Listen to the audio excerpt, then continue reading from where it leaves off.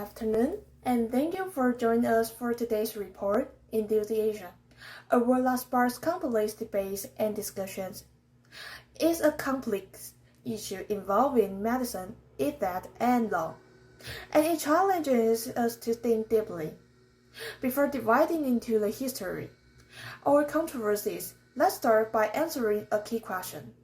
What is the Euthanasia? What is Euthanasia? Let's define its term. Euthanasia comes from a Greek word meaning good death. In simple terms, it refers to the act of deliberately ending a person's life to relieve them from unbearable pain or suffering caused by an incurable condition. It's not a straightforward concept. In fact, there are two primary forms. First, active euthanasia.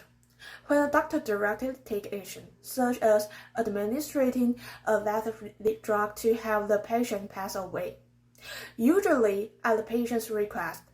Second, passive euthanasia. This involves withholding or withdrawing life-sustaining treatments, like turning off the machines or stopping medication, allowing the patient to die naturally.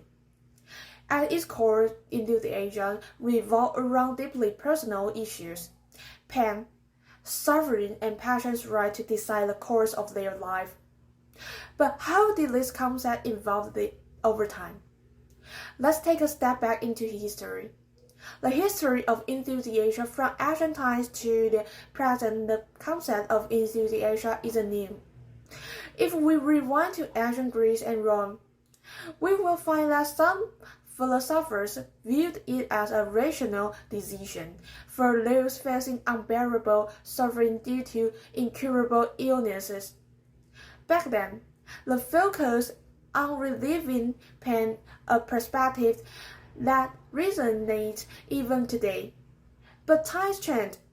With the rise of the Christianity during the Middle Age, the idea of euthanasia came under heavy criticism. Religious teachings condemned it as a violation of divine will and natural law, and the opposition shaped policies for centuries.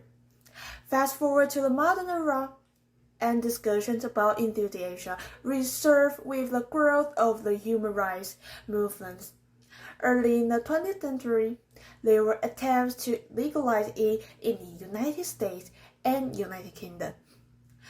Though they were met with resistance, this was compounded by the horrifying misuse of the euthanasia during World War II, when the Nazis weaponized it for their euthanasia program. It wasn't until 2002 that the Netherlands made history, become the first country to legalize the euthanasia under the strict regulation. Since then, Belgium, Luxembourg, Canada, and several United States attempts have implemented their own frameworks for allowing euthanasia in specific circumstances. This historical journey set the stage for understanding the heart of debate, why some people support euthanasia and why others strongly oppose it. The pros of euthanasia. Why some people support it? Supporters of euthanasia often highlight its potential to provide relief and uphold dignity. Let's break it down into key points.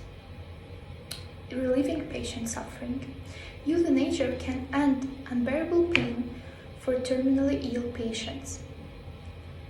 Preserving patient dignity. It allows people to die on their own terms, maintaining dignity. Respecting personal autonomy. It respects the right of individuals to make decisions about their life and death. Reducing family burden. Euthanasia can ease the emotional and financial strain on families. Efficient use of medical resources. It frees up medical resources for individuals with better recovery chances.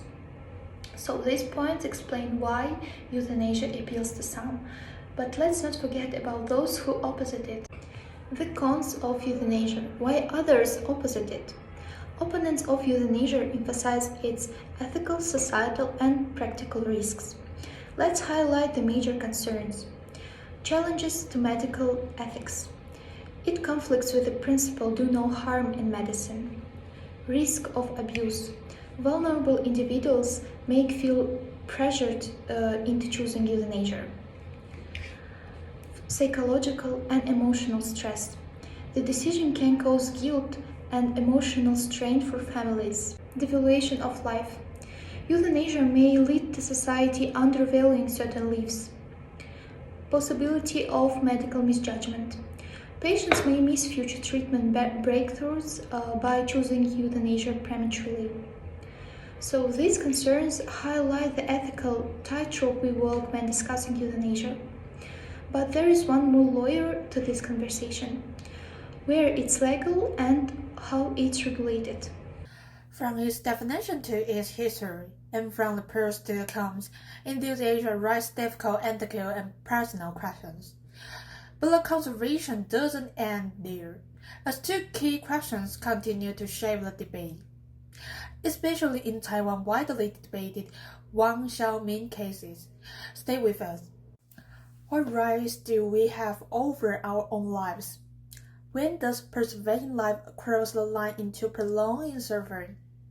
These questions came to the forefront in Taiwan during the decades-long case of Wang Xiaoming, a young woman struck by tragedy at the age of 70. Leaving her in a vegetative state, her family's pleas for the legalization of euthanasia sparked out one of the nation's most controversial and difficult debates. Today, we revisit her story, a journey of pain, perseverance, and advocacy that continues to challenge Taiwan's stance on euthanasia and end-of-life care. Background: Wang Xiaoming, a promising young student, was left comatose after a tragic accident. For over 4 decades, her family struggled with the emotional and physical toll of caregiving, even petitioning Taiwan's government to legalize euthanasia. Despite their efforts, the law remained unyielding. Her case illuminated the limitation of Taiwan's hospice palliative care act, which permits terminally ill patients to decline life-sustaining treatments but excludes those in a vegetative state. Impact and reflection. Though Wang Xiaoming passed away peacefully in 2010, her case remains a cornerstone of Taiwan's evolving dialogue on euthanasia. Her family's tireless advocacy not only brought attention to the ethical dilemmas surrounding end-of-life care, but also influenced amendments to palliative care laws. As we reflect on the debates of euthanasia, there are 2 questions to ponder. What rights do we have over our own lives? When does preserving life cross the line into prolonging suffering? I will leave you to decide the answer to these questions. Thank you for listening.